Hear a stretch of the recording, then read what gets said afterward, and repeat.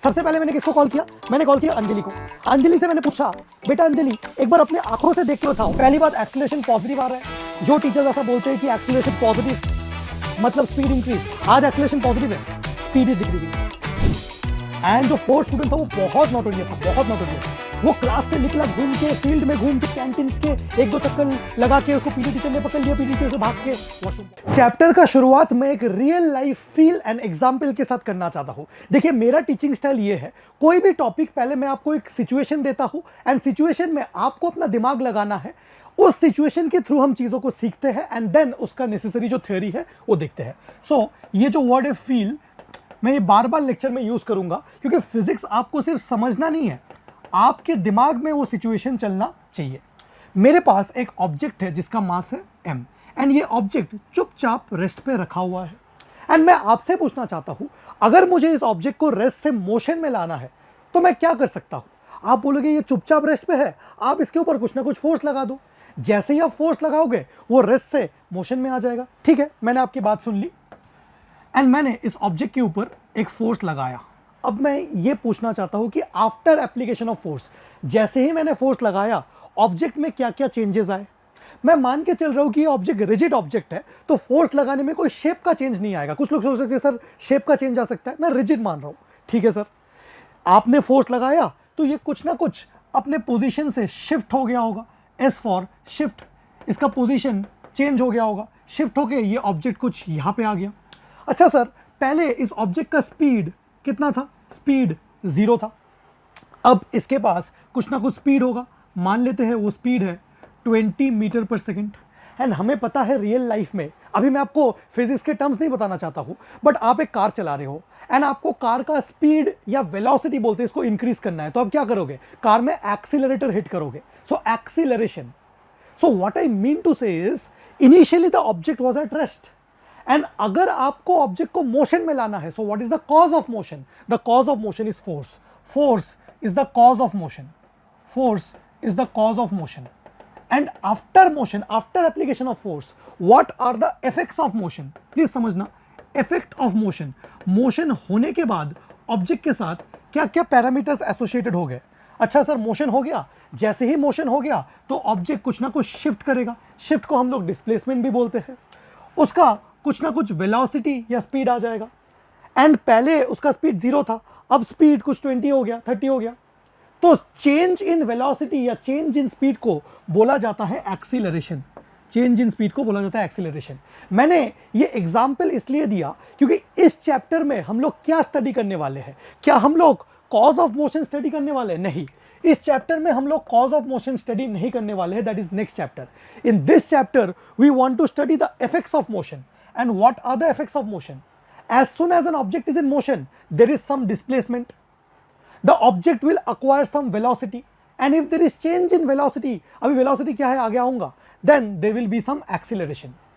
So through this example I want to introduce the branch of physics that we are majorly starting, that is mechanics.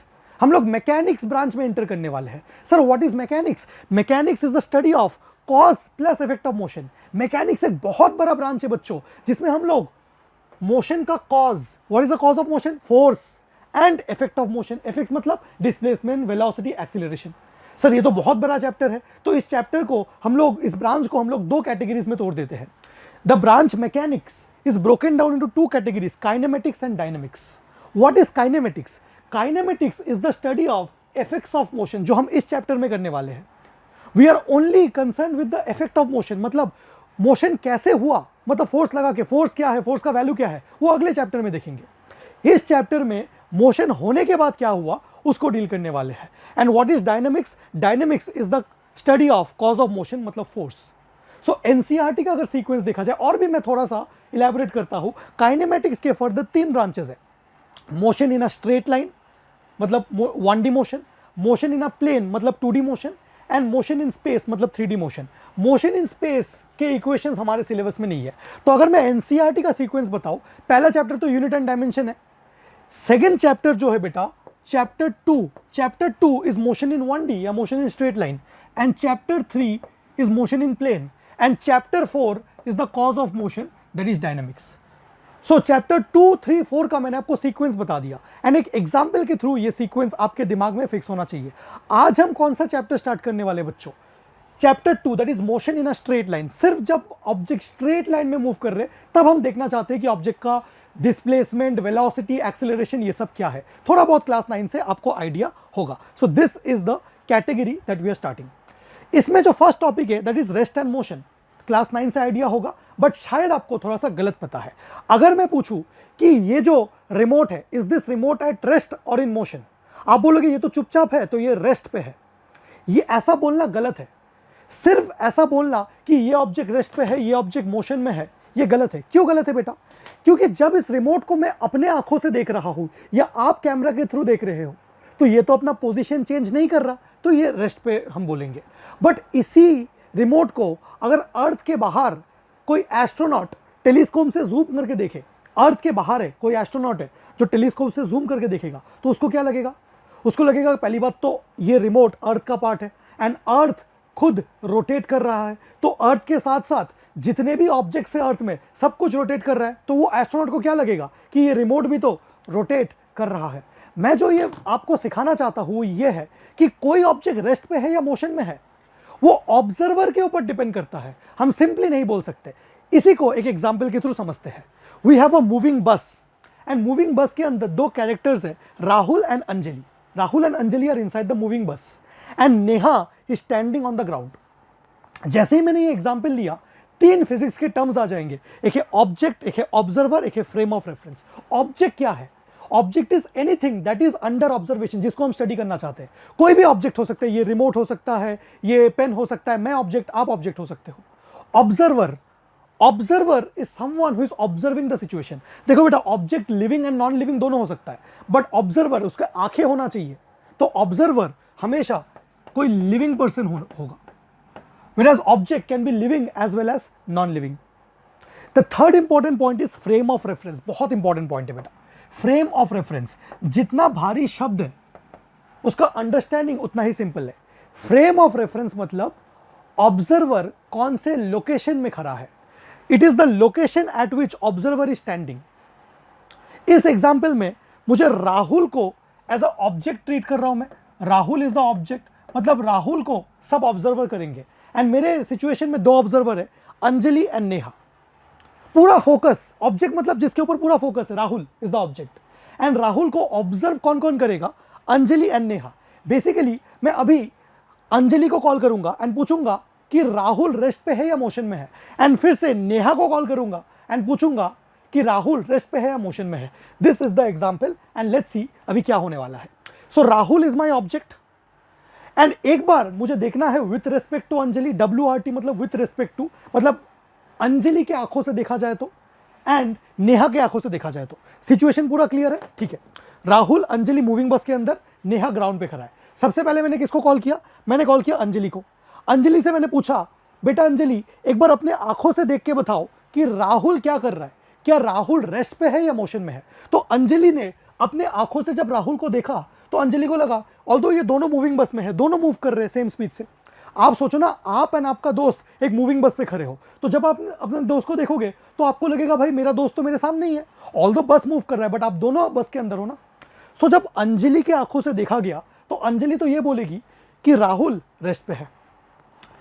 जब नेहा के आंखों से देखा गया, मैंने नेहा को कॉल किया, मैंने अंजलि पे बिलीव नहीं किया कि नेहा एक बार देख के बताओ राहुल रेस्ट पे है या मोशन में है, तो नेहा मुझे बताएगी कि राहुल तो मूविंग बस के अंदर है एंड बस तो मूव कर रहा है, तो बस के साथ साथ राहुल भी मूव कर रहा है, तो राहुल इज इन मोशन। आ गया ना दिक्कत? मैंने ऑब्जर्वर चेंज कर दिया तो सेम ऑब्जेक्ट एक बार रेस्ट पे एक बार मोशन में। सपोज अभी कितना टाइम हो रहा है? 122 में मैंने अंजलि एंड नेहा दोनों को कॉल किया and Anjali is telling me Rahul is at rest and Neha is telling me Rahul is in motion. ऐसा कैसे हो सकता है कि सेम टाइम पे, सेम टाइम मतलब बिल्कुल सेम टाइम, अभी टाइम क्या हो रहा है? 1:22 PM, सेम टाइम 1:22 PM में अंजलि बता रही है कि राहुल रेस्ट पे है एंड नेहा बता रही है मोशन में है। तो सर क्या same object Rahul rest and motion दोनों में हो सकता है at the same time? Yes बेटा। सुनने में अजीब लगता है क्योंकि रेस्ट एंड मोशन जो टर्म्स है ना, ये ऑब्जर्वर डिपेंडेंट टर्म्स है। जैसे जैसे आप ऑब्जर्वर को बदलोगे तो रेस्ट एंड मोशन बदल जाएंगे. So through this I just wanted to conclude that rest and motion are observer dependent properties. Without an observer rest and motion are meaningless. आप अगर सिर्फ पूछोगे कि ये ऑब्जेक्ट रेस्ट पे है या मोशन में है, इज राहुल एट रेस्ट, तो ये एक इनकम्प्लीट स्टेटमेंट है. आपको कौन से ऑब्जर्वर की आंखों से देख रहे हो वो बताना पड़ेगा. पहले आप लोग इतना नोट कर लो, इसके बाद हम लोग आगे कंक्लूड करते हैं. अब हम लोग कंक्लूड करेंगे. So the important conclusions about rest and motion. First point, an object is said to be at rest if it doesn't change its position with respect to immediate surroundings. जब तक observer mentioned ना हो, जैसे कि मैंने बोला था ये ऑब्जेक्ट रेस्ट पे है या मोशन में है. अगर ये क्वेश्चन पूछ रहे हो तो आपको क्वेश्चन में ऑब्जर्वर कौन है ये बताना पड़ेगा. जैसे कि अगर अभी मैं पूछूं कि ये रिमोट रेस्ट पे है या मोशन में है, अभी तो ऑब्जर्वर स्पेसिफाइड नहीं है, तो बाय डिफॉल्ट ये मान लिया जाएगा कि ऑब्जर्वर इस रिमोट के जस्ट इमीडिएट सराउंडिंग में है. तो इस रिमोट के जस्ट इमीडिएट सराउंडिंग में कौन है, मैं हूं. तो मेरे आंखों से देखा जाए तो ये रिमोट तो रेस्ट पे है, तो मैं ये बोलूंगा रिमोट रेस्ट पे है. बट कंसेप्ट ये है कि ऑब्जर्वर इज इंपॉर्टेंट. तो अगर कुछ ना बोला जाए ऑब्जर्वर कौन होगा, immediate surroundings. Similarly an object is said to be in motion if it changes its position with respect to immediate surroundings. First and second point से हमने ये समझा जब तक ऑब्जर्वर मेंशन नहीं है तब तक आप इमीडिएट सराउंडिंग्स को ही ऑब्जर्वर मानोगे. थर्ड पॉइंट इज इंपॉर्टेंट कि rest and motion are combined property of object and observer. Object rest पे है या मोशन में है हम नहीं कह सकते जब तक ऑब्जर्वर क्लियर नहीं है. सो ये जो टर्म्स है रेस्ट एंड मोशन, क्या ये सिर्फ ऑब्जेक्ट के लिए एप्लीकेबल है, ये ऑब्जेक्ट एंड ऑब्जर्वर का कंबाइंड प्रॉपर्टी है. विदाउट एन ऑब्जर्वर, अगर सिचुएशन में ऑब्जर्वर ही ना हो, this terms are meaningless. This terms are meaningless. Rest and motion are relative terms. क्या इसका मतलब यह है कि रेस्ट एंड मोशन एक दूसरे के रिश्तेदार है, ऐसा नहीं है. रिलेटिव टर्म्स मतलब वही सेम बात, ऑब्जर्वर डिपेंडेंट है. मतलब same object can be at rest and in motion simultaneously. क्या बात कर दी सर आपने, एक ही ऑब्जेक्ट रेस्ट पे भी है मोशन भी at the same time. Yes, when observe from different frame of reference. Different frame of reference मतलब अगर ऑब्जर्वर का लोकेशन ही चेंज हो गया. मैंने आपको बताया था फ्रेम ऑफ रेफरेंस मतलब लोकेशन ऑफ ऑब्जर्वर. अभी एसएस सर देख रहे हैं तो रेस्ट पे लगेगा, अगर आप देख रहे हो तो मोशन में लग सकते हैं. क्यों? क्योंकि मेरा लोकेशन है ये स्टूडियो, आपका लोकेशन है सपोज आप लोग बिहार से देख रहे हो. समझ गए. आप एंड आपके दोस्त मूविंग बस में है तो आपका फ्रेम ऑफ रेफरेंस क्या हो गया, मूविंग बस. मेरा फ्रेम ऑफ रेफरेंस क्या हो गया, ग्राउंड, क्योंकि मैं ग्राउंड से खड़ा हूं. तो ग्राउंड से देखने में मोशन में लग रहा है एंड बस से देखने में रेस्ट में लग रहा है. सो सेम ऑब्जेक्ट रेस्ट में भी हो सकता है, मोशन में भी हो सकता है, अगर आप फ्रेम ऑफ रेफरेंस बदल दो और इन अदर वर्ड्स ऑब्जर्वर बदल दो. सेम बात है. आप बोलो कि when observe by different observer या फिर बोलो when observe from different frame of reference. So this is the idea about rest and motion. अब आ रहे हैं कुछ basic terms related to motion. हम लोग मोशन को स्टडी करने वाले हैं. जो फर्स्ट इंपॉर्टेंट टर्म कोई बात नहीं करता वो है position. Direct distance and displacement में जम नहीं करेंगे. पोजीशन क्या है सर, पोजीशन मतलब location of object. But important point ये है, अगर आप किसी ऑब्जेक्ट का लोकेशन स्पेसिफाई कर रहे हो कि ये तो यहां पे लोकेटेड है, आपको कुछ ना कुछ रेफरेंस पॉइंट बताना पड़ेगा. सर रेफरेंस पॉइंट मतलब, एक एग्जांपल देता हूं. अगर आप बोलो कि my house is 2 kilometre away, 2 kilometre away from where, कहां से 2 किलोमीटर अवे, क्या मोशन से 2 किलोमीटर अवे, क्या बिहार से 2 किलोमीटर अवे, कहां से है मुझे तो पता ही नहीं है. सो ये एक इनकम्प्लीट स्टेटमेंट है क्योंकि यहां पे कोई रेफरेंस पॉइंट ही नहीं है. बट अगर बोलो कि my house is 2 kilometre east of school, मतलब जो आपका स्कूल है उससे ईस्ट में चले जाओ 2 किलोमीटर, तो यहां पे ये जो ईस्ट ऑफ स्कूल है ये रेफरेंस पॉइंट है. मतलब अगर आप, क्वाइट लॉजिकल है, किसी ऑब्जेक्ट का लोकेशन बता रहे हो, आप, ये आपका घर है, ये आपका घर है, अगर आप अपने हाउस का लोकेशन बता रहे हो तो आप ये एक रेफरेंस पॉइंट बताओगे ना कि यहाँ पे एक पान वाला है, यहाँ पे एक पान वाला है, पान वाले से तू 160 मीटर स्ट्रेट चलना, तो दिस पान वाला इज द रेफरेंस. ठीक है, ये तो जनरल लाइफ की बात होगी. फिजिक्स में हम लोग ये रेफरेंस पॉइंट किसको चूज करते हैं? इन फिजिक्स हम लोग जो कोऑर्डिनेट ज्योमेट्री में X axis, Y axis, Z axis है एंड ये जो 0,0 ऑरिजिन है, ऑरिजिन को हम लोग रेफरेंस मानते हैं. जैसे ही ऑरिजिन को हमने रेफरेंस मान लिया, बस बेसिक मैथ्स यूज कर रहे हैं. तो एक पॉइंट है 3,4, अगर एक पॉइंट है 3,4, इसका क्या मतलब है, इस पॉइंट का लोकेशन उसने मेरे को कोऑर्डिनेट बता दिया 3,4, मतलब ऑरिजिन से पहले मैं 3 यूनिट चलूंगा टुवर्ड्स एक्स एक्सिस क्योंकि ये एक्स कोऑर्डिनेट है and this is the Y coordinate, and then मैं 4 यूनिट चलूंगा टुवर्ड्स वाई एक्सिस, मुझे ये पॉइंट मिल जाएगा. तो फिजिक्स में हम लोग बेसिक कोऑर्डिनेट ज्योमेट्री यूज करके किसी भी पॉइंट का पोजीशन बताते हैं। ये तो हो गया एक्स वाई जेड एक्सिस में। अगर ऑब्जेक्ट सिर्फ स्ट्रेट लाइन मोशन कर रहा है तो आपको सिर्फ एक ही एक्सिस चाहिए, आइदर एक्स एक्सिस ले लो या वाई एक्सिस ले लो। फॉर एग्जाम्पल ऐसे मैंने नंबर लाइन ही ले लिया एंड यहाँ पे दो बॉल्स है B1 एंड B2 एंड मुझे बताना है what is the location of B1। तो मैं बोलूंगा पोजीशन ऑफ B1 इज -2। -2 मतलब क्योंकि सपोज ये एक्स एक्सिस है, सपोज ये एक्स एक्सिस है कि भाई आपको बॉल B1 चाहिए, आप -2 पे चले जाओ, मतलब ये आपका 0 है, 0 से नेगेटिव डायरेक्शन में कितने चले जाओ 2 मीटर। डिस्टेंस या लेंथ तो हमेशा पॉजिटिव ही होगा। Minus sign shows that you have to move towards left, minus sign is showing the direction. And ball B2 का लोकेशन इज +3 मतलब आपको ओरिजिन से राइट जाना पड़ेगा, कितना 3 metre. So this is how we specify position in physics. I hope इतना आपको समझ में आ गया होगा, इतना नोट डाउन कर लो। तो अगर आपको किसी भी जनरल 2D मोशन में पोजीशन स्पेसिफाई करना है तो X axis, Y axis, Z axis, अगर 3D हो। सिर्फ 1D मोशन में करना है तो कोई भी एक एक्सिस ले लो एंड उसमें नंबर लाइन ड्रॉ कर लो एंड बहुत इजीली आप पोजीशंस कर पाओगे। Now we are coming to one of the most important term that is distance and displacement. फिर से हम लोग फील करके साथ साथ समझने वाले हैं, दोनों टर्म्स को फील कर रहे हैं। एक रियल लाइफ सिचुएशन में आपको बताता हूँ। याद है स्कूल में जब कोई बोरिंग क्लास चलता था तो स्टूडेंट्स का क्या टेंडेंसी होता है कि भाई क्लास से washroom, teacher may I go to the washroom and थोड़ा सा टाइम वेस्ट करके आते हैं। तो मैं आपको क्लास से वॉशरूम जाने के 4 रास्ते दिखाऊंगा जो 4 डिफरेंट स्टूडेंट है। पहले स्टूडेंट ने पूछा मैम मैं गो टू वॉशरूम एंड उसने क्लास से वॉशरूम ये रास्ता नंबर 1 एकदम घूम के लिया। मतलब वो क्लास से वॉशरूम सीधा स्ट्रेट लाइन में भी जा सकता था, बट वो थोड़ा क्लास से निकला, थोड़ा दूसरे जूनियर क्लासेस में गए, लाइब्रेरी गया, फिर वॉशरूम पहुंचा।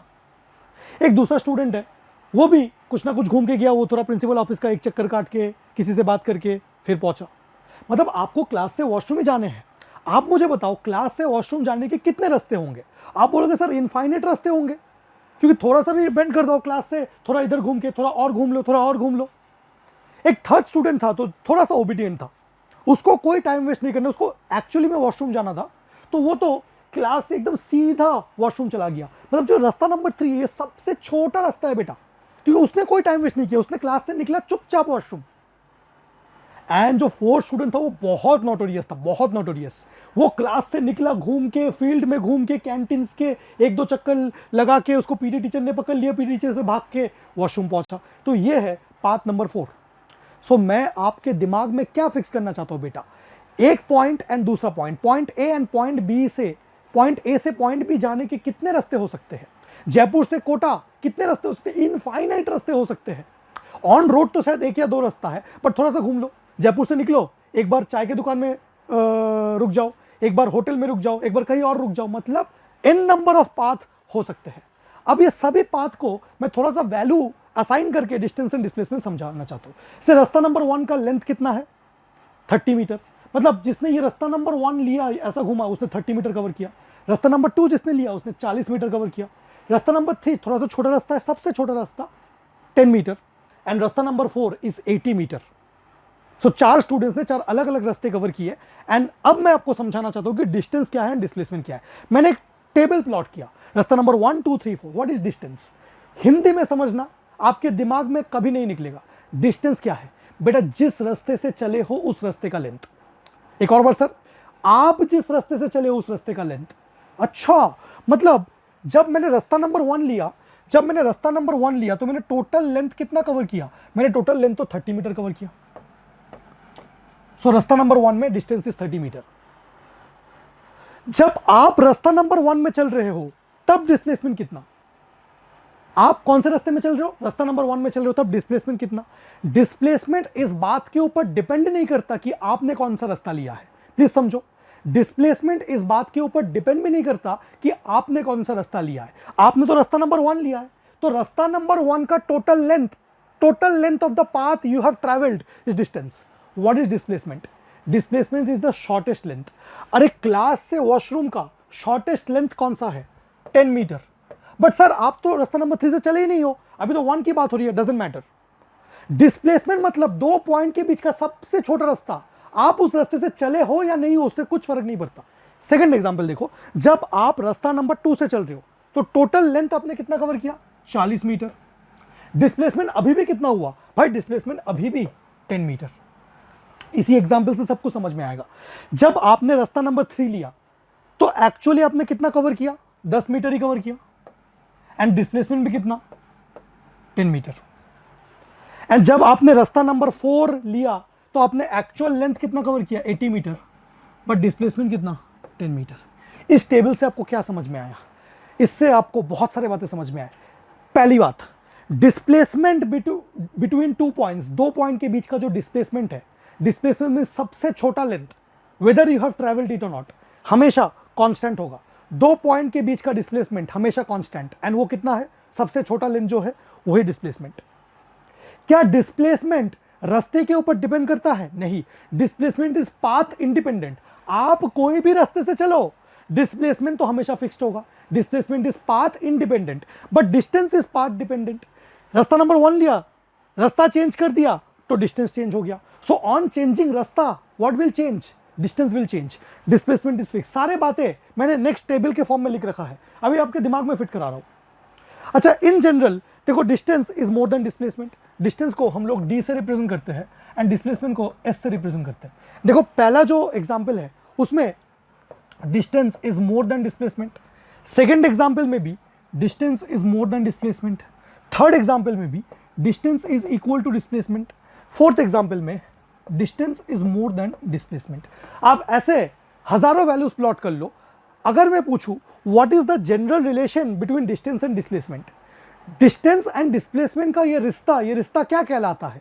ये रिश्ता ऐसा है कि या तो डिस्टेंस डिस्प्लेसमेंट से ज्यादा होगा या इक्वल होगा।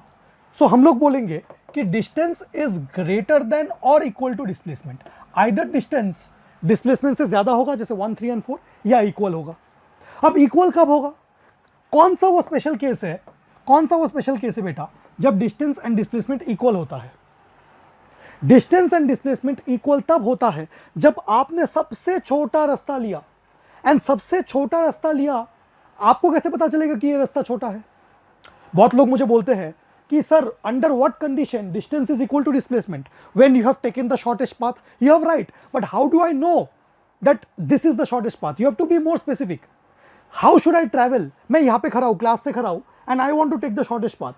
What is the condition? What can you advise me so that I can take the shortest path? So I should always travel in a straight line.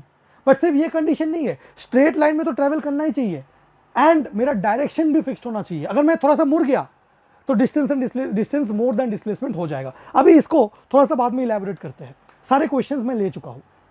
So this is the feel about distance and displacement. आप मुझे खुद बताओ कि रास्ता change करने में कौन सा चेंज हुआ? डिस्टेंस चेंज हुआ। तो distance is path dependent, displacement is path independent.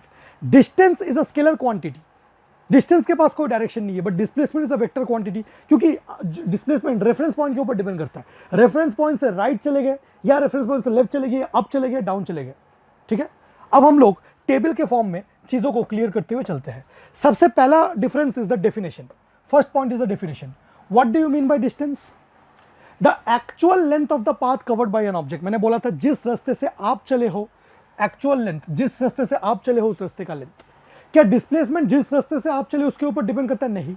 Shortest length, it is the shortest length या फिर शॉर्टेस्ट डिस्टेंस बोल लो between initial and final point. भाई ये मेरा इनिशियल पॉइंट है एंड ये मेरा फाइनल पॉइंट है, मुझे फर्क नहीं पड़ता कि पार्टिकल ने कौन सा रास्ता लिया। Initial point and final point को स्ट्रेट लाइन से ज्वाइन करने में जो लेंथ निकलता है वो डिस्प्लेसमेंट, पाथ के ऊपर डिपेंड नहीं करता।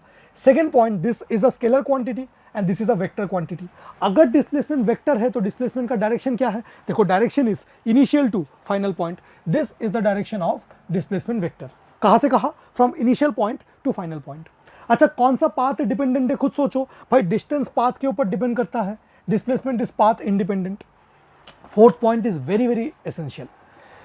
एक ऑब्जेक्ट ने डिस्टेंस कवर किया +10 metre, so is the object at rest और इन मोशन? आपने बोला भाई डिस्टेंस कवर किया 10 मीटर, तो डिस्टेंस कवर करने के लिए उसको तो चलना पड़ेगा ना अपने इनिशियल पोजीशन से। तो अगर डिस्टेंस पॉजिटिव है, distance can be positive. Positive कब होता है? For a moving body. किसी भी बॉडी का अगर डिस्टेंस कुछ पॉजिटिव वैल्यू आ रहा है 2, 3, 4, मतलब कंपल्सरी है कि उसने मूवमेंट किया है। एंड अगर किसी ऑब्जेक्ट का डिस्टेंस 0 आ रहा है, आज मैंने 0 डिस्टेंस कवर किया, मतलब मैं रेस्ट में ही हूं, मैं अपने पोजीशन से हिला ही नहीं.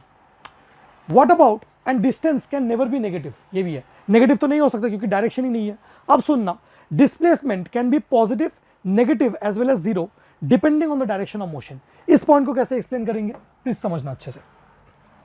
ये सपोज आपका ओरिजिन है, ये सपोज आपका ओरिजिन है, and 1 2 3 this is my point A, ठीक है, and this is only my point B.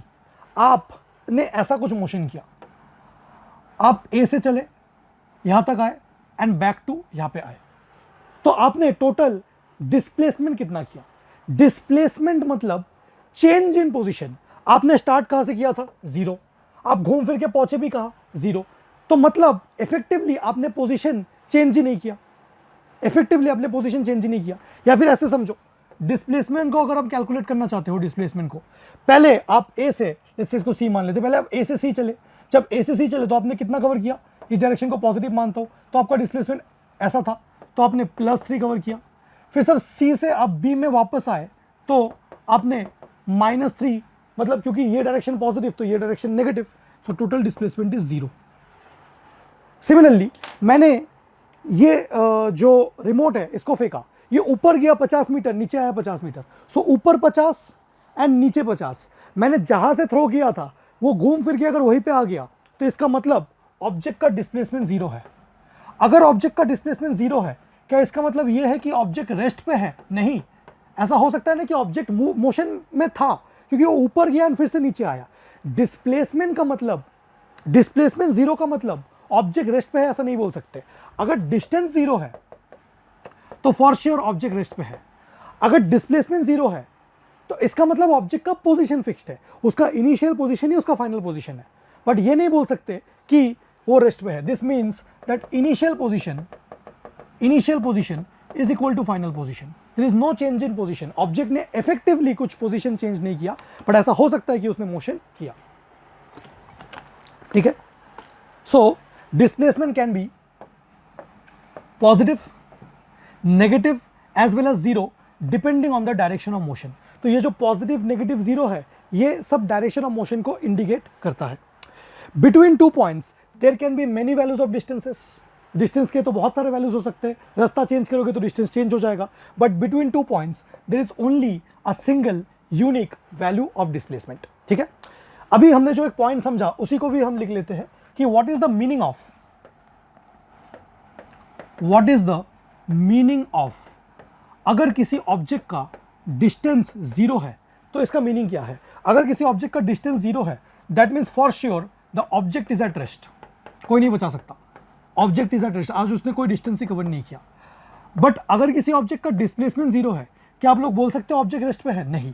Displacement 0 का मतलब position of object is fixed. Position of object is fixed. It may और may not be at rest. ठीक है. Object is at rest मतलब object ने, distance 0 मतलब object ने movement बिल्कुल नहीं किया है. एक क्वेश्चन आ गया, what is the general relation between distance and displacement. मैंने देखा था आइदर डिस्टेंस डिस्प्लेसमेंट से ग्रेटर होगा और इक्वल होगा. So in general distance is greater than और इक्वल टू, अगर वर्ड्स में लिखना है, ग्रेटर देन और equal to the magnitude of displacement. And magnitude को मैथमेटिकली ऐसे 2 डंडों के बीच में रिप्रेजेंट किया जाता है. This is called mod operator in mathematics. Mod operator, and this represents magnitude या फिर value of a particular quantity. ठीक है. मैग्नीट्यूड बोलना क्यों जरूरी है? क्योंकि डिस्प्लेसमेंट एक वेक्टर क्वांटिटी है. आप जब 2 क्वांटिटीज को कंपेयर कर रहे हो तो आप दोनों का वैल्यूज कंपेयर कर रहे हो, इजंट इट? सो मैथमेटिकली अगर बोले, so distance is greater than और इक्वल टू, जैसे देखिए मैंने मॉड लगाया, मैग्नीट्यूड ऑफ डिस्प्लेसमेंट. ऐसे भी लिख सकते हो, डी इज ग्रेटर देन और equal to mod of S. अगर एस को आप लोग लेफ्ट हैंड साइड में शिफ्ट कर दो या फिर बोथ साइड्स को, सोचो ना, डी इज ग्रेटर देन और equal to S, mod S को हटा के ऐसे लिखते हैं. बोथ साइड आप लोग एस से डिवाइड कर दो, बोथ साइड आप लोग एस से डिवाइड कर दो, तो ये तो हो गया D upon S and S upon S is more then 1. So distance upon displacement का वैल्यू इज ग्रेटर देन और इक्वल टू 1. कभी कभी ऐसे पूछा जाता है कि डिस्प्लेसमेंट अपॉन डिस्टेंस का जो रेशियो है दैट इज लेस देन और इक्वल टू 1. ठीक है. क्योंकि अगर ये ग्रेटर देन इक्वल टू 1 है तो इसको फ्लिप करेंगे तो साइन ऑफ इनइक्वालिटी फ्लिप हो जाएगा. बेसिक मैथ्स है इसमें. Under what condition distance is equal to magnitude of displacement, distance को डिस्प्लेसमेंट के मैग्नीट्यूड के साथ एग्जैक्टली इक्वल होना है। तो ये कैसी बात है, प्लीज इसको समझना, प्लीज इसको समझना। ये सपोज आपका 0 मार्क है, मैं एक नंबर लाइन ड्रॉ कर लेता हूं ऐसे, सपोज ये 0 है एंड ये 5 है, पॉइंट A टू B।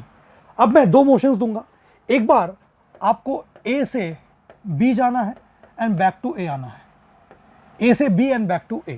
सो आप बताओ डिस्टेंस कितना है। तो जब A से B जाओगे तो डिस्टेंस कितना, 5 मीटर, प्लस जब B से A आओगे तो और 5 मीटर, टोटल लेंथ आपने कितना कवर किया, 10 मीटर। डिस्टेंस मतलब जिस रास्ते से चले उस रास्ते का लेंथ। सो A से B जाने में 5 मीटर प्लस B से A आने में 5 मीटर, ठीक है। अगर डिस्प्लेसमेंट में बोलूं तो A से B जाने में राइट जा रहे हो तो राइट डायरेक्शन को मैंने पॉजिटिव मान लिया एंड लेफ्ट को मैंने नेगेटिव मान लिया। तो A से B जा रहे हो तो 5 एंड जब B से A जा रहे हो तो 5 लिखूंगा या -5, क्योंकि मैं इफेक्टिवली पोजीशन कितना चेंज हुआ। या फिर अगर ये आपको समझ में नहीं आता, आप ये सोचो कि जहां से आपने स्टार्ट किया यही आपका इनिशियल पॉइंट है एंड आप घूम फिर के यही आपका फाइनल पॉइंट है। अगर initial point and final point same है तो डिस्प्लेसमेंट इज 0। तो क्या डिस्टेंस एंड डिस्प्लेसमेंट इक्वल है? नहीं। क्यों? क्योंकि ऑब्जेक्ट ने पलटी मान ली, ये A से B गया फिर B से बैक टू A आ गया। अगर ऑब्जेक्ट, ये स्ट्रेट लाइन मोशन ही है, this is straight line motion, but this is straight line motion with a पलटी। A से B and back to A is straight line motion. सो क्या ऐसा बोलना करेक्ट है कि distance is equal to displacement when object is moving in straight line? इस example में ऑब्जेक्ट स्ट्रेट लाइन में मूव कर रहा है, बट क्या डिस्टेंस डिस्प्लेसमेंट के इक्वल है? बिल्कुल नहीं। तो डिस्टेंस डिस्प्लेसमेंट के इक्वल कब होगा? जब स्ट्रेट लाइन तो होगा ही, आपको सिर्फ A से B जाना है। अगर A से B जाना है तो डिस्टेंस कितना, A से B 5 मीटर, डिस्प्लेसमेंट कितना, डिस्प्लेसमेंट भी 5 मीटर। देखो, तो डिस्टेंस एंड डिस्प्लेसमेंट तब इक्वल होगा जब 2 कंडीशंस है। एक तो ऑब्जेक्ट स्ट्रेट लाइन में मूव तो करेगा ही, उसके साथ साथ उसका डायरेक्शन फिक्स्ड होगा। डायरेक्शन फिक्स्ड होगा मतलब उसको पलटी मारना नहीं चाहिए। So if the particle moves in a straight line without changing direction बोलना नेसेसरी है। सिर्फ अगर ऐसा बोलोगे कि if the particle moves in straight line, तो ऐसा लगेगा कि अच्छा जब भी पार्टिकल स्ट्रेट लाइन में मूव करता है डिस्टेंस एंड डिस्प्लेसमेंट इक्वल है, जो कि गलत है। क्योंकि ये एग्जांपल देखो, A से B and back to A, इसमें डिस्टेंस एंड डिस्प्लेसमेंट इक्वल नहीं है। So under what condition distance is equal to displacement? If the particle moves in a straight line without changing its direction of motion. इतना note कर लो, आगे देखते हैं। 2 statements है। If distance covered is 0 then it implies displacement is 0। अगर एक object ने डिस्टेंस 0 कवर किया, डिस्टेंस 0 कवर किया मतलब वो चुपचाप रेस्ट में है, उसने मूव ही नहीं किया, हैजंट मूव्ड एट ऑल, आज उसने मूवमेंट ही नहीं किया, तो क्या इसका मतलब डिस्प्लेसमेंट भी 0 होगा? बिल्कुल, डिस्प्लेसमेंट को 0 होना ही पड़ेगा, क्योंकि अगर वो रेस्ट में ही है एंड ऑब्जेक्ट ने मूव ही नहीं किया, did not move, if the object did not move that means उसका पोजीशन भी फिक्स्ड होगा। बट क्या उल्टा ट्रू है कि if displacement is 0 it implies distance is 0? अगर ऑब्जेक्ट का डिस्प्लेसमेंट 0 है, डिस्प्लेसमेंट 0 का सिर्फ ये मतलब है कि पोजीशन फिक्स्ड है, पोजीशन फिक्स्ड है, तो does it imply that distance is 0? नहीं, क्योंकि ऐसा हो सकता है ना, क्योंकि ऐसा हो सकता है कि एक ऑब्जेक्ट को मैंने वर्टिकली अपवर्ड थ्रो किया, वो ऊपर गया 50 मीटर एंड फिर से नीचे आ गया, मतलब मोशन कुछ ऐसा हुआ, ऊपर 50 मीटर गया फिर से नीचे आ गया। अब ball thrown by a person returns to his hand, so ऊपर 50 नीचे 50, टोटल डिस्टेंस कितना, 100 मीटर, डिस्प्लेसमेंट कितना, 0। तो अगर डिस्प्लेसमेंट 0 है, क्या इसका मतलब डिस्टेंस को भी 0 होना पड़ेगा? नहीं। So the first statement is true, second statement is false. The answer is true false, option number B, पहला ट्रू दूसरा फॉल्स। तक हम लोग टर्म्स रिलेटेड टू मोशन में 3 टर्म समझ चुके हैं and now we are introducing a new term, speed and velocity. जैसे ही कोई न्यू टर्म इंट्रोड्यूस होता है, बच्चों के मन में सबसे पहला पॉइंट जो आता है कि हमें अचानक से स्पीड एंड वेलोसिटी ये टर्म जरूरत क्यों पड़ी? डिस्टेंस एंड डिस्प्लेसमेंट से काम तो बहुत अच्छा चल रहा था। तो मैं आपको रियल लाइफ एग्जांपल से ये फील कराना चाहता हूं। So there are 2 athletes A and B and दोनों ने डिस्टेंस कितना कवर किया, 100 मीटर। पर्सन A को टाइम लगा 20 सेकेंड, पर्सन B को टाइम लगा 10 सेकेंड, एंड मैं पूछ रहा हूं हु इज फास्टर? जब मैंने पूछा हु इज फास्टर, तो अगर आपको इसमें कमेंट करना है कि आपको कोई स्पीड का कंसेप्ट चाहिए, कुछ लोग सोच रहे होंगे सर ये तो 5 मीटर पर सेकंड है एंड ये तो 10 मीटर पर सेकंड है, स्पीड के टर्म्स में मत सोचो। देखो दोनों ने इक्वल डिस्टेंस कवर किया, दोनों ने इक्वल डिस्टेंस कवर किया, बट इसको कम टाइम लगा, इसको ज्यादा टाइम लगा, तो ये फास्टर है। तो who is faster, who is faster, person B is faster. तो ये जो मैंने पर्सन बी को फास्टर बोला, क्या इसके लिए मुझे कोई एडिशनल नॉलेज चाहिए या सिर्फ ये मैं डिस्टेंस के नॉलेज से बोल सकता हूं?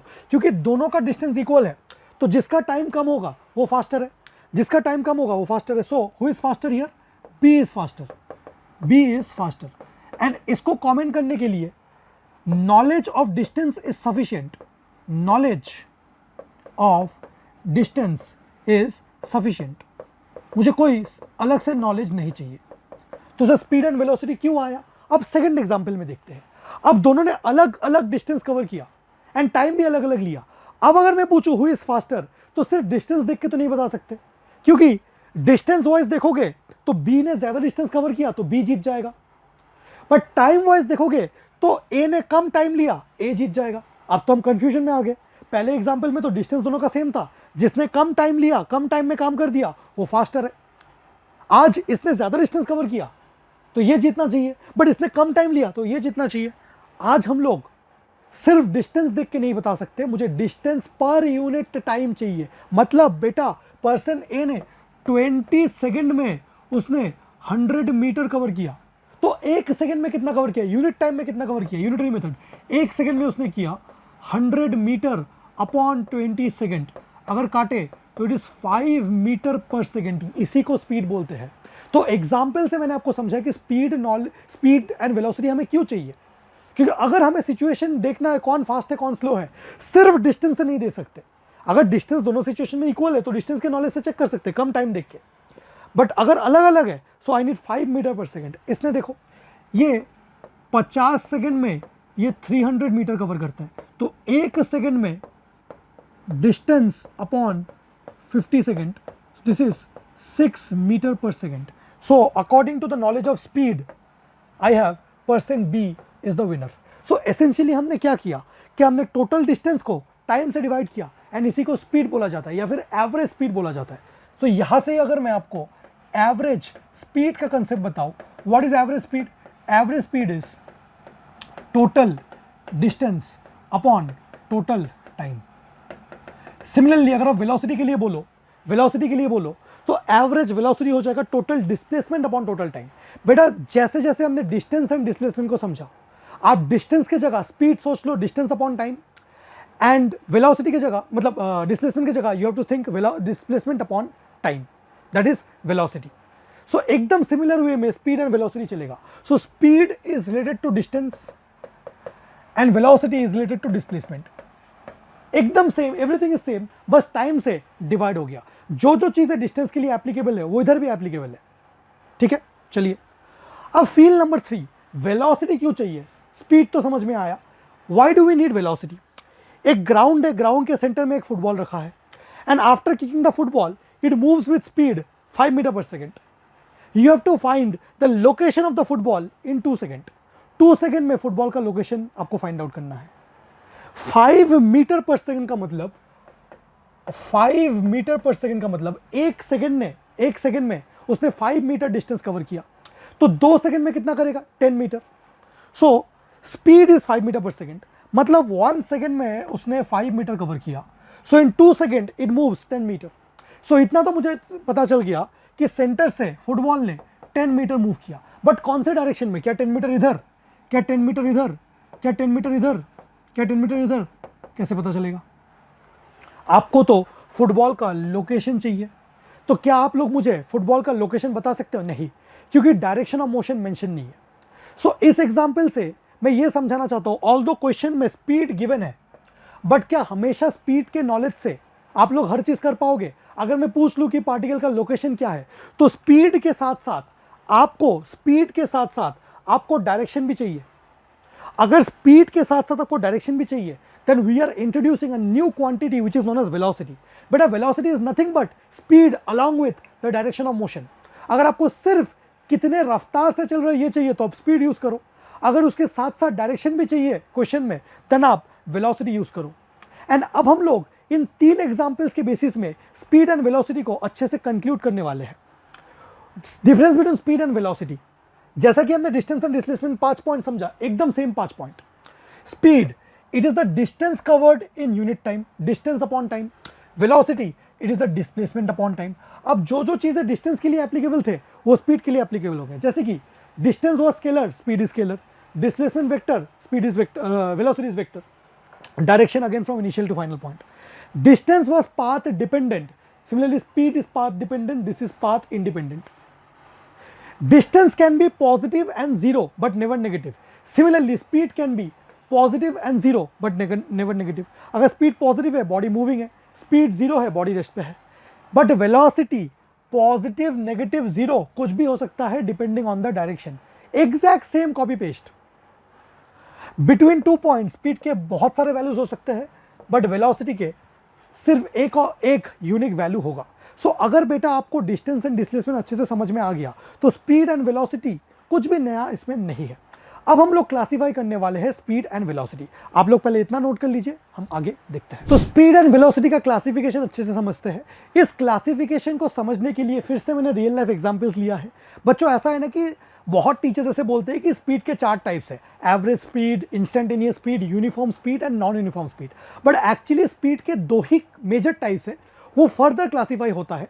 उसी को समझने के लिए मैंने रियल लाइफ एग्जाम्पल लिया है। एक स्टूडेंट ए है, उसके 3 एग्जाम्स होते हैं स्कूल में, टर्म 1, टर्म 2, टर्म 3, एंड 10 में से होते हैं उसको हमेशा 10 on 10 मिलता है। अगर मैं पूछूं इस स्टूडेंट का एवरेज मार्क्स कितना है, मैं क्या कैलकुलेट कर रहा हूं, एवरेज मार्क्स, तो आप टोटल मार्क्स को नंबर ऑफ टर्म्स से डिवाइड कर दोगे, एवरेज मार्क्स भी 10 आएगा, क्योंकि 10 10 10 मिला, एवरेज भी 10। एंड अगर मैं पूछूं टर्म 1 में कितने मार्क्स आए, 10, टर्म 3 में 10, मतलब किसी भी इंस्टेंट में मैं मार्क्स पूछूं तो 10 आएगा। इससे हमें क्या समझ में आया, अगर एक स्टूडेंट है तीनों एग्जाम में सेम मार्क्स लेके आता है तो उसका एवरेज वैल्यू जो आएगा, इंस्टेंटेनियस वैल्यू भी वही आएगा। अगर ये 8 8 8 होता तो एवरेज भी 8 होता, इंस्टेंटेनियस भी 8 होता। ये कैसा स्टूडेंट है बच्चों, ये एक यूनिफॉर्म स्टूडेंट है। यूनिफॉर्म स्टूडेंट मतलब इसका जो परफॉर्मेंस है, इसका जो मार्क्स है वो कांस्टेंट है through out the year. So this is a uniform student, that means constant performance, constant marks through out the year. ये बिल्कुल रियलिस्टिक नहीं है। एक रियलिस्टिक सिचुएशन देखते हैं, स्टूडेंट बी है, term 1 8 out of 10, 10 out of 10, 6 out of 10। अगर इसका एवरेज मार्क्स निकालेंगे तो 8 + 10 + 6/3 8 आएगा।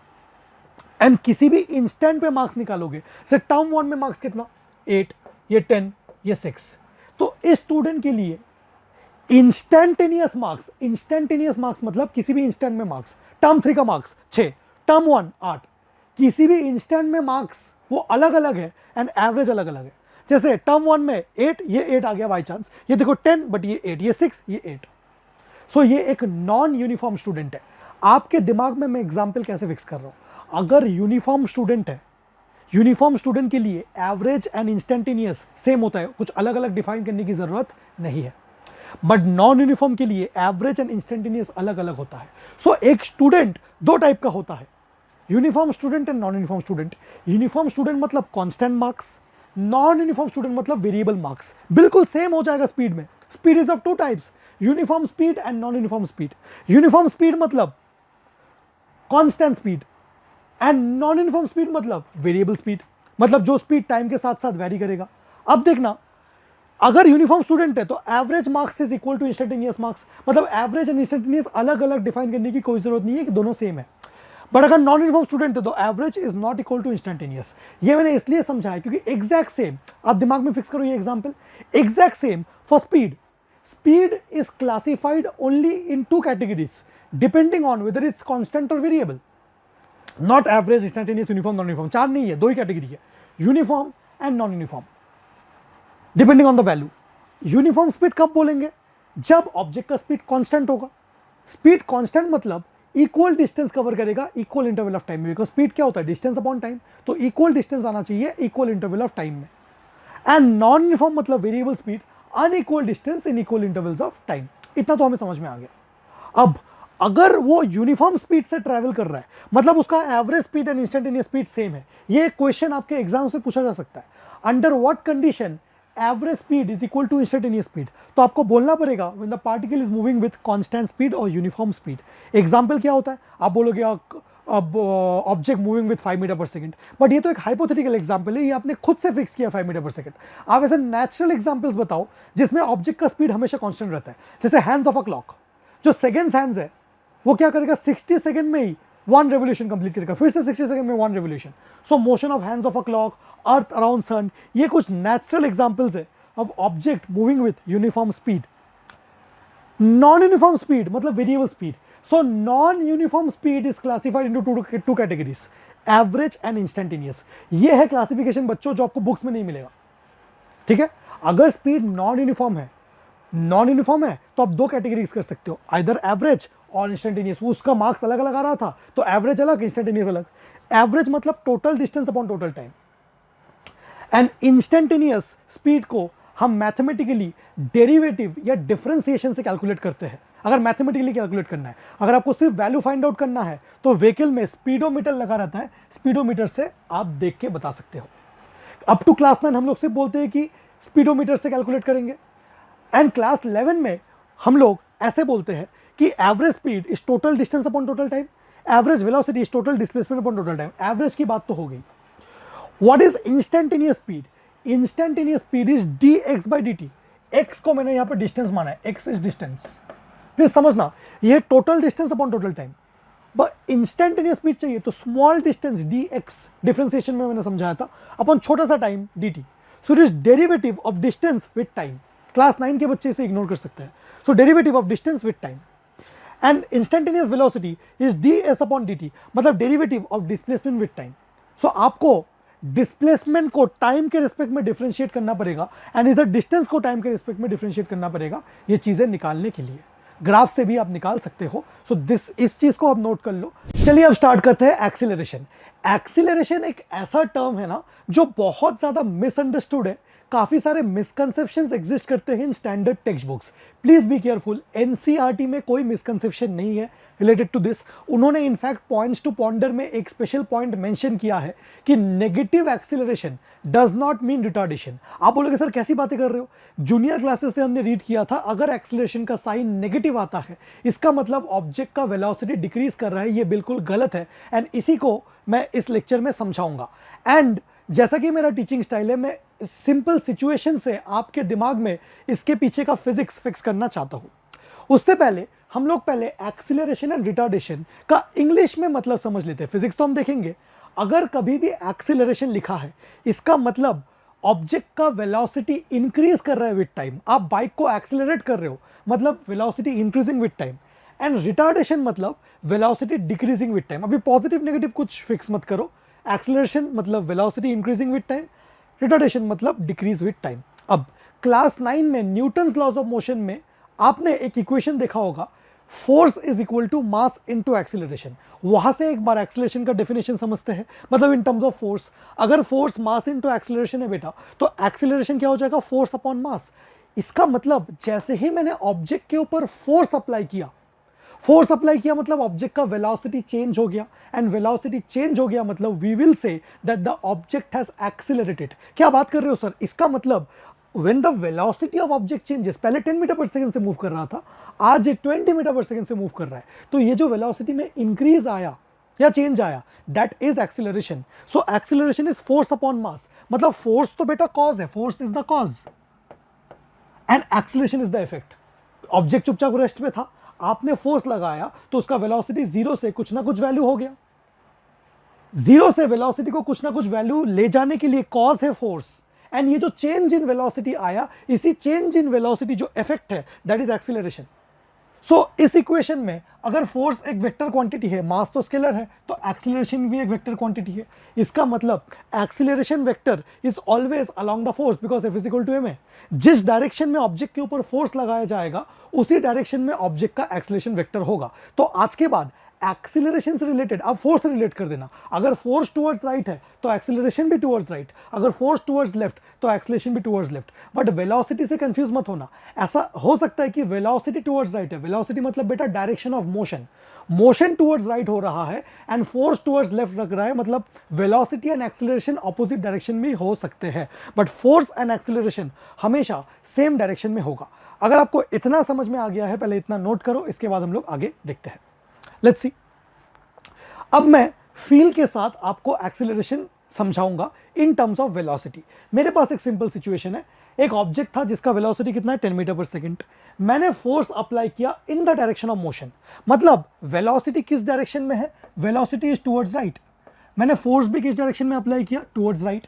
मतलब यहां पे जो फोर्स है ना, ये ऑब्जेक्ट के मोशन को सपोर्ट कर रहा है या अपोज कर रहा है, सपोर्ट कर रहा है, क्योंकि ऑब्जेक्ट जाना भी चाह रहा है टुवर्ड्स राइट एंड मैंने फोर्स भी अप्लाई किया टुवर्ड्स राइट। मतलब ये जो फील नंबर 1 है, इसमें ऑब्जेक्ट का जो मोशन है वो सपोर्ट हो रहा है। तो टाइम के साथ साथ वेलोसिटी क्या होना चाहिए, इंक्रीज होना चाहिए। देखिए 10 मीटर पर सेकंड से 20 मीटर पर सेकंड हो गया एंड चेंज होने में टाइम लगा 2 सेकंड।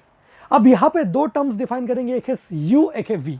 u मतलब इनिशियल वेलोसिटी, ऑब्जेक्ट का इनिशियली वेलोसिटी क्या था, जब मोशन स्टार्ट हुआ तब वेलोसिटी कितना था 10 metre per second, and finally कितना वेलोसिटी हुआ, तो u एंड v यूज करेंगे।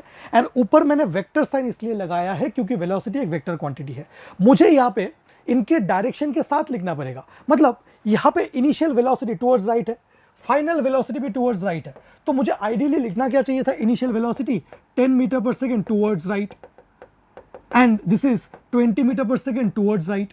बट बार बार ये राइट लेफ्ट लिखना बहुत ज्यादा टाइम कंज्यूमिंग है, इसलिए इस राइट एंड लेफ्ट को दिखाने के लिए फिजिसिस्ट ने साइन कन्वेंशन इंट्रोड्यूस किया। मतलब राइट एंड लेफ्ट को वो पॉजिटिव नेगेटिव से रिप्रेजेंट करेंगे। सर क्या ऐसा जरूरी है कि राइट हमेशा पॉजिटिव लेफ्ट हमेशा नेगेटिव, ऐसा कोई जरूरी नहीं है। आप अपने हिसाब से साइन कन्वेंशन चूज कर सकते हो। जैसे कि मैंने सेम एग्जांपल दिखाया तो मैं अलग अलग साइन कन्वेंशन लेके करूंगा। ये साइन कन्वेंशन क्या है सर, कुछ भी नहीं है, बस पॉजिटिव एंड नेगेटिव साइन। यहाँ पे मैथ्स वाला पॉजिटिव नेगेटिव नहीं है, यहाँ पे सिर्फ ये डायरेक्शन को रिप्रेजेंट करते हैं। फॉर एग्जाम्पल मैंने इस फर्स्ट सिचुएशन में क्या किया, मैंने राइट डायरेक्शन को पॉजिटिव मान लिया एंड लेफ्ट डायरेक्शन को नेगेटिव मान लिया। अब प्लीज अच्छे से सुनना, जितने भी वेक्टर क्वांटिटीज है वो राइट लेफ्ट ना लिख के मैं साइन के साथ लिखूंगा। जैसे कि initial velocity 10 metre per second towards right, तो मैं +10 लिखूंगा या -10, plus 10 metre per second, this shows that plus shows towards right. Final velocity भी टुवर्ड्स राइट है, मतलब +20 मीटर पर सेकंड। सर किसने आपको हिम्मत दी प्लस लिखने के लिए, क्योंकि ये मैंने खुद से मान लिया, ये मैंने खुद से अज्यूम किया कि right is positive left is negative. Sir क्या आप उल्टा भी अज्यूम कर सकते थे, यस बेटा, सेकंड एग्जांपल में हम ठीक उल्टा करेंगे। हमने राइट को यहाँ पे नेगेटिव मान लिया एंड लेफ्ट को यहाँ पे पॉजिटिव मान लिया, ये लेफ्ट है ये राइट है, फिर देखेंगे कि क्या चेंज आ जाता है। चलिए, चेंज इन वेलोसिटी, बेटा चेंज इन वेलोसिटी मतलब final velocity minus initial velocity sign के साथ।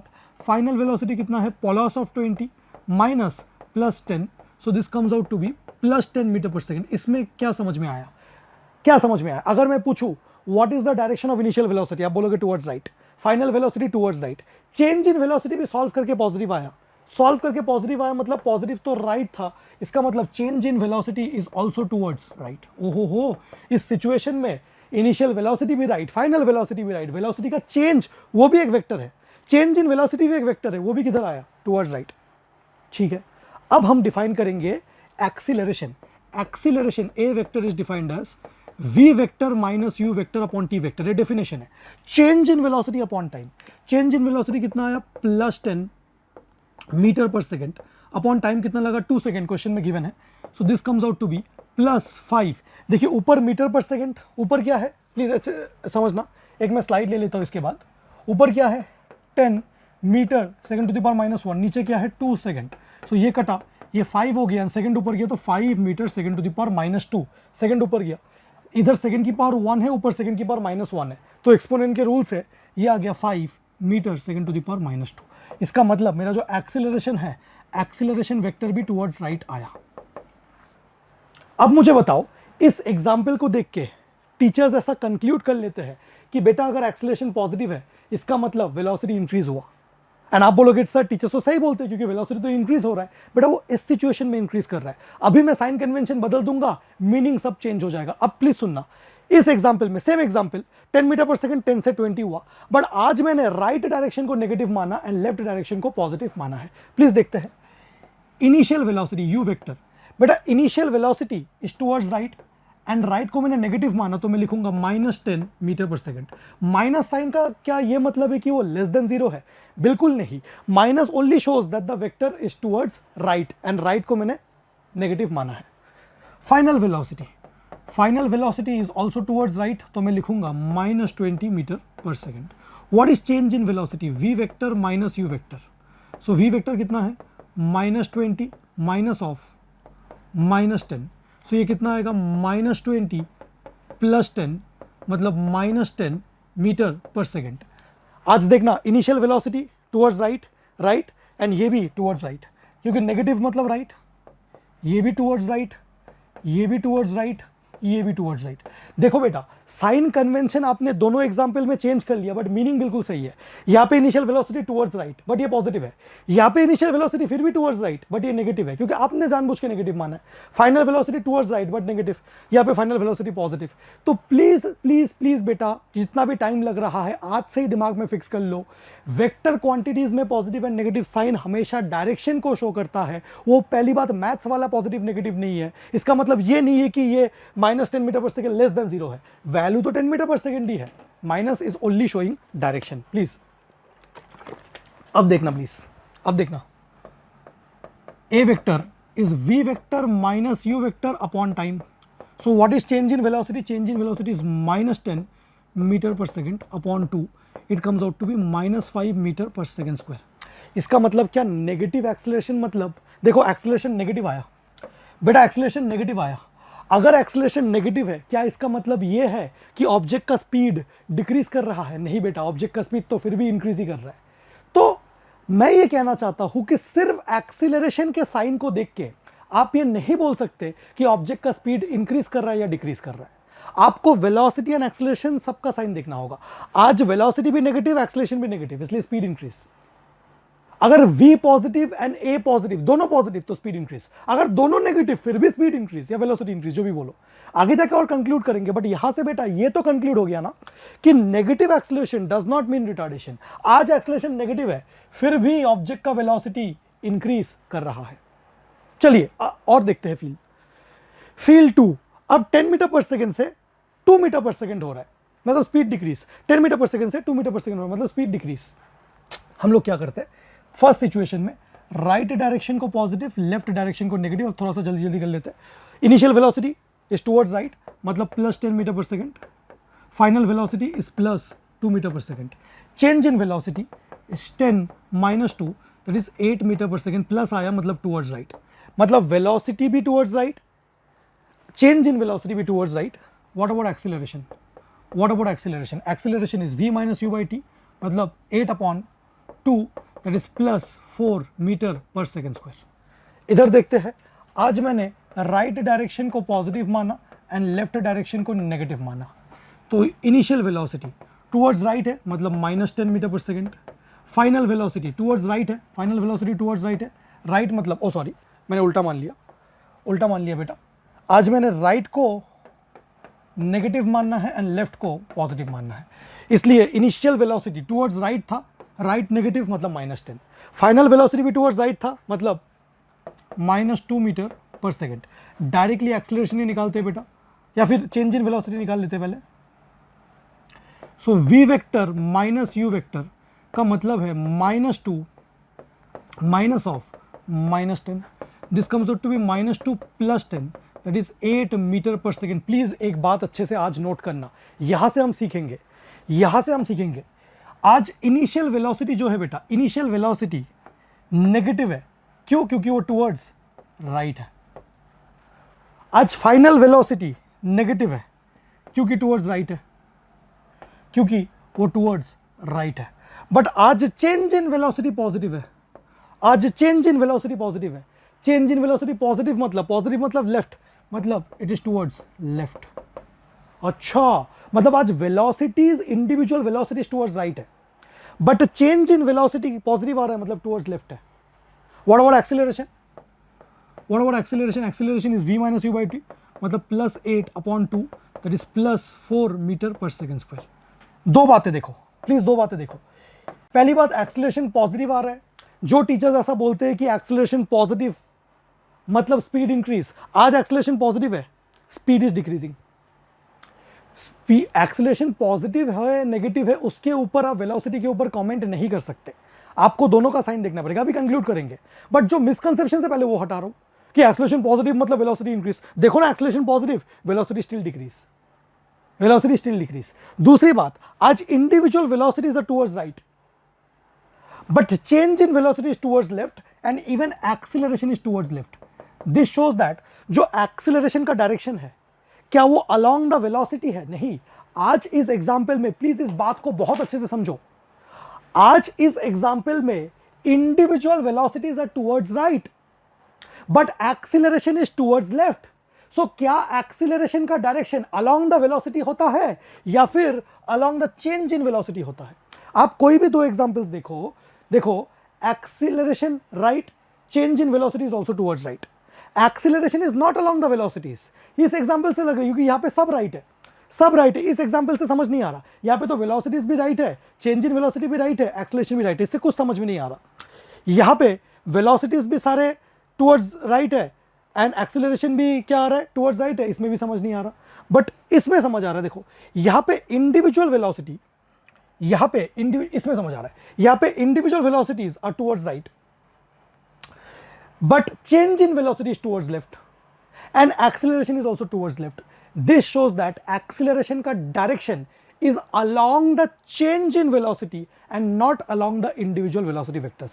Individual velocities अलग अलग डायरेक्शन में हो सकता है, एक्सीलरेशन का डायरेक्शन वेलोसिटी के चेंज के डायरेक्शन में है, जो कि काफी इंपॉर्टेंट है। तो अगर इस स्टेटमेंट को मैं आपके दिमाग में फिक्स करूं तो कोई अगर बोले कि acceleration is along the velocity, acceleration का जो डायरेक्शन है that is always along the velocity, wrong. क्या बोलना चाहिए? Acceleration is along change in velocity. दोनों में जमीन आसमान का फर्क है। एक्सीलरेशन का जो डायरेक्शन है that is along the change in velocity. आगे देखते हैं। यहां से मैं आपको सिचुएशंस को क्लियर कराऊंगा कि what is the meaning of accelerated motion and retarded motion. पहले इस क्वाड्रेंट में देखो, यहां पे मैंने राइट डायरेक्शन को पॉजिटिव, लेफ्ट डायरेक्शन को negative, up positive, down negative, जैसे कि हम कोऑर्डिनेट सिस्टम में मानते हैं। प्लीज समझना, इसको देखो, यहां पे velocity is towards right and I am applying a force towards right. अगर velocity of the object, velocity मतलब direction of motion and force मतलब direction of acceleration. So velocity of a body is the direction of motion, is the direction of motion. It gives us an idea about the direction of motion, ठीक है? And acceleration मतलब direction of force, acceleration मतलब direction of force. चलिए देखते हैं। यहाँ पे velocity right है, मतलब एक साइकिल जा रहा है towards right, आपने फोर्स भी लगाया towards right, मतलब अगर वेलोसिटी पॉजिटिव है तो फोर्स भी पॉजिटिव है क्योंकि दोनों टुवर्ड्स राइट है, ठीक है? तो हम तो एक्सीलरेशन के टर्म्स में समझना चाहते हैं, एक्सीलरेशन और वेलोसिटी का साइन देखना चाहते हैं। तो यहां पे velocity is positive and acceleration is also positive because force is positive and this shows that, what does this show? दोनों positive, that implies velocity is increasing, ठीक है? इसको देखते हैं। यहां पे वेलोसिटी इज टुवर्ड्स राइट मतलब positive, force is towards left मतलब negative, मतलब acceleration is negative. So in this example, velocity is positive, acceleration is negative. What about the speed? What about the speed? Is the speed increasing or decreasing? Please समझना। Velocity right है and मैं force लगा रहा हूँ towards left, मतलब acceleration towards left है, इसका मतलब speed decreasing है, इसका मतलब speed decreasing है। अब टीचर्स का मिसकंसेप्शन क्या है? टीचर्स बोलते हैं बेटा देखो नेगेटिव एक्सीलरेशन इसलिए स्पीड डिक्रीजिंग, नहीं, ये तो फोर्स एंड वेलोसिटी अलग अलग डायरेक्शन में है इसलिए स्पीड डिक्रीजिंग है। अभी मैं समझाता हूं आपको। इस सिचुएशन में देखो, इधर फोर्स इज टुवर्ड्स राइट मतलब फोर्स पॉजिटिव, वेलोसिटी नेगेटिव, मतलब एक्सीलरेशन के टर्म्स में बोले तो acceleration is positive, velocity is negative, ठीक है? यहां पे बोलो स्पीड इंक्रीजिंग और डिक्रीजिंग, जिधर वेलोसिटी है उसके ऑपोजिट में फोर्स है, उसके ऑपोजिट में एक्सीलरेशन है। That means velocity is decreasing. आज देखो एक्सेलरेशन पॉजिटिव है, still velocity is decreasing. Look at this example, यहाँ पे वेलोसिटी टुवर्ड्स लेफ्ट, फोर्स भी टुवर्ड्स लेफ्ट, मतलब velocity is also negative and acceleration is also negative. समझना, आज दोनों नेगेटिव मतलब दोनों सेम डायरेक्शन में है, मतलब velocity is increasing. Now let us conclude, velocity increase कब कब कर रहा है? वेलोसिटी इंक्रीज कब कब कर रहा है? एक यहां पे इंक्रीज कर रहा है वेलोसिटी, एक यहां पे इंक्रीज कर रहा है। मतलब जब force and velocity same direction में है, जब force and velocity same direction में हो, टुवर्ड्स लेफ्ट हो या टुवर्ड्स राइट हो, मतलब आइदर दोनों नेगेटिव या दोनों पॉजिटिव, तब ऑब्जेक्ट का वेलोसिटी इंक्रीज कर रहा है। So what is the condition for accelerated motion?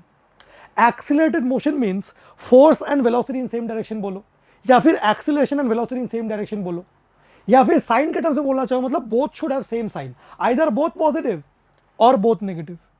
And देखो स्पीड डिक्रीज कब कब कर रहा है? स्पीड डिक्रीज कब कब कर रहा है? जब एक v पॉजिटिव a नेगेटिव या फिर v नेगेटिव a पॉजिटिव।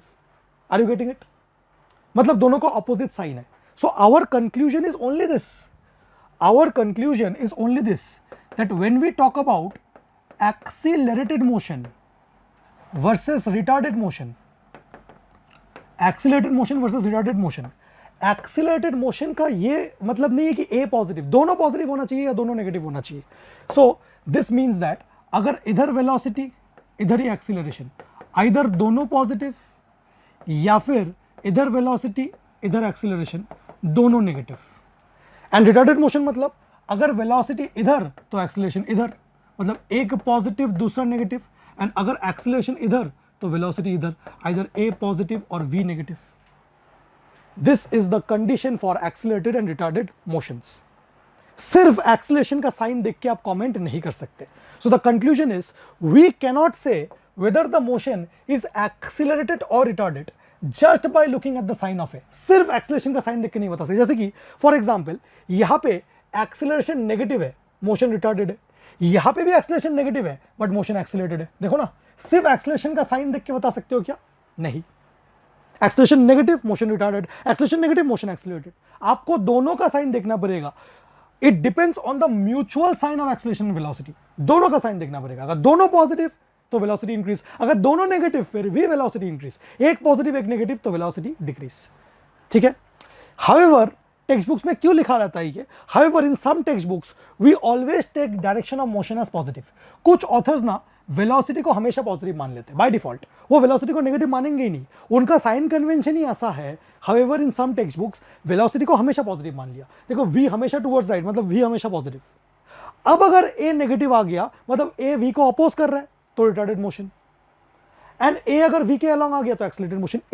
इसलिए जो ऑथर्स है ना बेटा, जो फालतू ऑथर्स है, वो सिर्फ इतने सिचुएशन को एनालाइज करके, इतने से सिचुएशन को एनालाइज करके कंक्लूजन डाल देते। बट क्या ये तो सिर्फ एक केस है ना, यूनिवर्सली नहीं बोल सकते। इसलिए वो लोग क्या बोलते हैं कि बेटा अगर एक्सीलरेशन पॉजिटिव है, अगर एक्सीलरेशन पॉजिटिव है इसका मतलब एक्सीलरेटेड मोशन। देखो अगर एक्सीलरेशन पॉजिटिव तो एक्सीलरेटेड मोशन, अगर एक्सीलरेशन नेगेटिव तो रिटार्डेड मोशन। आपको मिसकंसेप्शन समझ आया? क्योंकि वो हमेशा वेलोसिटी को पॉजिटिव ही लेते हैं। अब अगर ए पॉजिटिव आ गया मतलब same sign accelerated, opposite sign retarded. तो सिर्फ आपको इस वाले में फोकस नहीं करना है, इसको मैं काट रहा हूं, ये मिसकंसेप्शन है। बट जो मिसकंसेप्शन है उसका रीजन ये है कि वो मन ये मान के चलते हैं। बट क्या ऐसा हार्ड एंड फास्ट रूल है कि v हमेशा पॉजिटिव आएगा? नहीं। सिंप्लिसिटी के लिए आप वेलोसिटी का डायरेक्शन को हमेशा पॉजिटिव रख के क्वेश्चंस कर सकते हो, जैसे कि आपने क्लास 9 में किया। बट दिमाग में अगर कोई बोले कि negative acceleration always means retardation, तो ऑलवेज नहीं बेटा। Sign convention can change accordingly. Yes, if you are choosing this sign convention, if direction of motion is always positive according to you, then negative acceleration means velocity is being opposed, इसलिए retarded, and positive acceleration means velocity is being supported. So ये support oppose का खेल है। जिधर velocity अगर उधर ही force मतलब उधर ही एक्सीलरेशन मतलब एक्सीलरेटेड, अरे जिधर वेलोसिटी उसके ऑपोजिट फोर्स मतलब ऑपोजिट एक्सीलरेशन मतलब रिटार्डेशन। बस इतनी सी बात है about acceleration and retardation.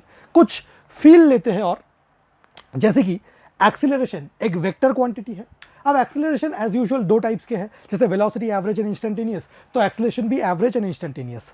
Junior classes में आपने ये डेफिनेशन देखा होगा एक्सेलरेशन के नाम पे, v minus you by T, इसे बोला जाता है एवरेज एक्सेलरेशन, क्योंकि चेंज इन वेलोसिटी एक फाइनाइट चेंज इन वेलोसिटी है अपॉन टाइम। इसको ऐसे डिफाइन करते हैं, जब समथिंग अपॉन टाइम आता है तो ये रेट वर्ड आ जाता है, बताए तो rate of change of velocity. ये change in velocity upon time है, मतलब वेलोसिटी के चेंज होने का रेट है, ठीक है। डायरेक्शन क्या है, जैसा कि मैंने बोला था, अलोंग द वेलोसिटी नहीं बोलना है, either along the net force बोलो और along the change in velocity बोलो। एसआई यूनिट ऊपर मीटर पर सेकंड, नीचे सेकंड, तो metre second to the power -2 and CGS unit centimetre second to the power -2। Instantaneous acceleration को derivative के terms में बोला जाता है। आई थिंक बहुत लोग, आप लोग जो देख रहे होंगे, आपका बेसिक मैथ्स क्लियर ना हो, इसी चैनल पे मैंने ही एक लेक्चर अपलोड किया है ऑन बेसिक मैथ्स, जहां पे डिफरेंशिएशन एंड इंटीग्रेशन आपको आना चाहिए। जब तक डिफरेंशिएशन एंड इंटीग्रेशन आपको नहीं आता तो क्लास 11th की फिजिक्स अच्छे से डेवलप नहीं हो पाएगी। तो प्लीज आप डिफरेंशिएशन एंड इंटीग्रेशन का लेक्चर देख के ही ये देखें।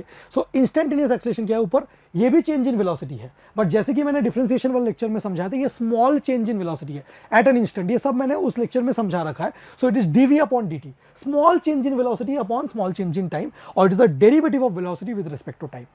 अगर velocity as a function of time है, उसको डेरिवेटिव लेने से ही मुझे इंस्टेंटेनियस एक्सेलरेशन मिल जाएगा। आगे देखते हैं, दो बेसिक क्वेश्चंस है।